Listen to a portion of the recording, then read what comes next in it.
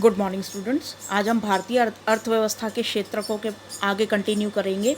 Worksheet 24 में हमने देखा कि देश में आधे से अधिक श्रमिक प्राथमिक क्षेत्रक में काम करते हैं। प्राथमिक क्षेत्रक मतलब कृषि में, ठीक है। प्रथम क्षेत्र जो होता है इकोनॉमी के अंदर वो होता है हमारा भारतीय, अगर इकोनॉमी को देखा जाए तो प्रथम क्षेत्रक है कृषि, जिसका सकल घरेलू उत्पाद में योगदान काफ़ी कम यानी कि लगभग 15% है, ठीक है। हमारी भारतीय जीडीपी में कितने परसेंट योगदान करती है कृषि? 15%। द्वितीयक और तृतीयक यानी कि जो उद्योग है वो द्वितीयक में आते हैं, यानी कि जितनी भी इंडस्ट्रीज़ है लगी हुई वो द्वितीयक श्रेणी में आती है। और तृतीयक श्रेणी में आते हैं सर्विंग, मतलब सेवा क्षेत्र का ये, तो सेवा उपलब्ध कराने वाले जो लोग होते हैं, जैसे होटल मैनेजमेंट हो गया, रेस्टोरेंट्स हो गए, तो इसमें हम सेवा देते हैं ना हम, तो ये सारे जो होते हैं ये तृतीय श्रेणी में आते हैं। तो इन दोनों का मिलाकर सकल घरेलू उत्पाद यानी कि इंडियन जीडीपी में योगदान कितना है? 85% है। परंतु ये क्षेत्रक आधे लोगों को ही रोजगार प्रदान करता है। कृषि क्षेत्र में अल्प बेरोजगारी की गंभीर स्थिति बनी हुई है। कुछ लोग ऐसे हैं जिन्हें बिल्कुल रोजगार नहीं मिलता है। ऐसी स्थिति को देखते हुए हमें देश में अधिक से अधिक रोजगार सृजित करने की आवश्यकता है। तो हमें अधिक से अधिक जो है एम्प्लॉयमेंट जनरेट करने की आवश्यकता है भारत के अंदर। तो अब देखो यहाँ पर कुछ योजनाएं बता रखी हैं कि कैसे, मतलब भारत में सरकार की तरफ से योजनाएं बनाई गई हैं एम्प्लॉयमेंट जनरेट करने की। अतिरिक्त रोजगार का सृजन कैसे हो? छोटी अवधि के लिए, कुछ टाइम के लिए, यानी कि महात्मा गांधी राष्ट्रीय रोजगार योजना 2005 जैसी योजनाएं, ये मनरेगा योजना के बारे में आपने सुना है? इसको इंग्लिश में मनरेगा योजना बोलते हैं शॉर्ट फॉर्म में, ठीक है।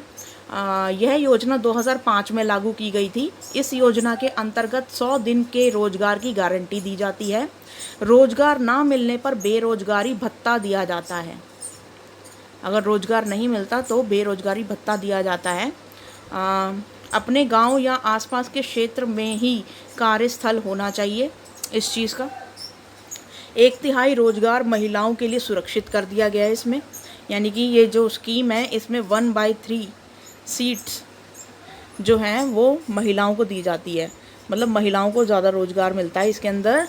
कुल मिला के मतलब 1/3 जो सीट्स हैं वो महिलाओं के लिए आरक्षित रखी गई हैं कि उन पर सिर्फ महिलाएं ही काम करेंगी। और 1/3 रोजगार पे महिलाओं के लिए सुरक्षित है। गरीबों में भी अति गरीब लोग जो हैं उनको ये रोज़गार प्रदान किया जाता है।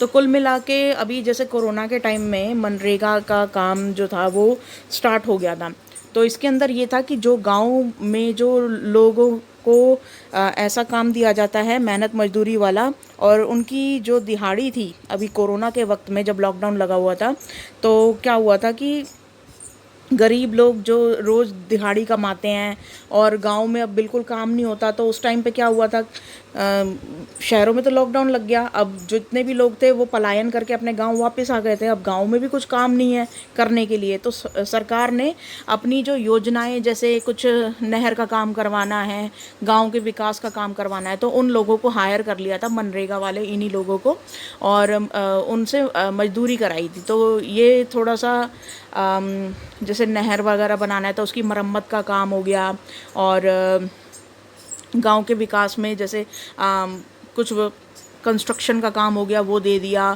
कुछ सरकारी कोई बिल्डिंग बनानी है उसका काम दे दिया। तो 200 रुपये पर डे पर रखा था इसमें, 200 रुपये पर डे,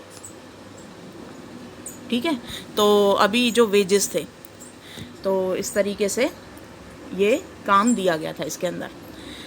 तो दीर्घकालीन उपाय, कृषि की सुविधाओं में सुधार, सस्ती दर पर कृषि ऋण यानी कि कृषि में कर्जा देना, और ये जो सरकारी बैंक होते हैं वो सस्ती दर पर कृषकों को यानी कि किसानों को अपनी आगे की जो कृषि है उसके लिए, अगले साल की कृषि के लिए पहले से ही ऋण दे देते हैं या कर्जा दे देते हैं, ठीक है। अर्ध ग्रामीण क्षेत्रों में उद्योगों की स्थापना, यानी कि जो सेमी ग्रामीण होते हैं, मतलब जिनमें जिन गाँव में थोड़ा बहुत विकास हो चुका होता है, तो उनके अंदर कुछ ऐसे उद्योग लगाना, लघु कुटीर उद्योगों को लगाना, जिससे कि वहाँ की जनता जो है वो फैक्ट्री वगैरह इत्यादि में काम कर सके। तो ऐसे उद्योगों को लगाना जिसमें ज़्यादा से ज़्यादा लोग काम कर सकें। विद्यालय एवं कॉलेज की स्थापना करना, तो गांव के अंदर कॉलेज और विद्यालयों की स्थापना करना। स्वास्थ्य सुविधाओं को बेहतर करना, मतलब कोई डिस्पेंसरी वगैरह खोल दी और कोई हॉस्पिटल खोल दिया, इस तरीके से। तो महात्मा गांधी, फर्स्ट क्वेश्चन देखते हैं अब। महात्मा गांधी राष्ट्रीय ग्रामीण गारंटी योजना मनरेगा 2005 की विशेषताओं की व्याख्या कीजिए। तो इसके अंदर आप ये पूरा का पूरा लिख लेंगे। ये हो गया फर्स्ट का आंसर। ये इसको एक्सक्लूड कर देना, यहाँ से है पूरा। ये सारे पॉइंट्स मनरेगा के हैं, ठीक है। तो ये फर्स्ट का आंसर हो जाएगा। ये भी लिखना है, ये भी लिखना है, ये भी लिखना है, ये भी लिखना है, ये भी लिखना है, ये भी लिखना है, ये भी लिखना है, ठीक है। अच्छा, सेकंड हो गया, अतिरिक्त रोजगार सृजन के दीर्घकालीन उपायों की व्याख्या कीजिए। तो दीर्घकालीन उपायों को यहाँ से लिखेंगे आप, ये सारा आ जाएगा इसके अंदर। ये भी पहले ये लिखोगे, फिर ये, ठीक है। ये सेकंड का आंसर हो गया। अब थर्ड का देखते हैं। हमें अधिक से अधिक रोजगार सृजन करने की आवश्यकता क्यों है? तो थर्ड का आंसर आप यहाँ से लिखेंगे, कृषि क्षेत्र में अल्पसंख्यक बेरोजगारी की गंभीर स्थिति बनी हुई है। यहाँ तक कुछ लोग ऐसे हैं जिन्हें बिल्कुल रोजगार नहीं मिलता। ऐसी स्थिति को देखते हुए हमें देश में अधिक से अधिक रोजगार सृजित करने की आवश्यकता है। तो ये थर्ड का आंसर हो गया, ठीक है। अब फोर्थ का आंसर देखते हैं। रोजगार सृजन के कुछ अन्य तरीकों को सुझाइए। फोर्थ का आंसर आप यहाँ से भी लिख सकते हो। लोगों को बड़े पैमाने पर रोजगार प्रदान करने के लिए अधिक उद्योगों को स्थापित किया जाना चाहिए। शिक्षा प्रणाली को रोजगारोन्मुखी बनाया जाना चाहिए, यानी कि शिक्षा ऐसी होनी चाहिए जो रोजगार उपलब्ध करा सके। प्रोफेशनल एजुकेशन की व्यवस्था की जानी चाहिए स्कूलों के अंदर। एक उद्योग के रूप में पर्यटन को बढ़ावा दिया जाना चाहिए। हेल्थ केयर सेक्टर शहरी क्षेत्रों में बड़े रोजगार का सृजन कर सकता है, ठीक है। अब तो आज की वर्कशीट में बस इतना ही था। Thank you.